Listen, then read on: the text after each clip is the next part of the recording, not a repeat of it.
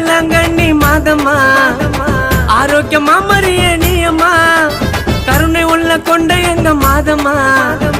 காக்கும் கன்னிமரி நீயம்மா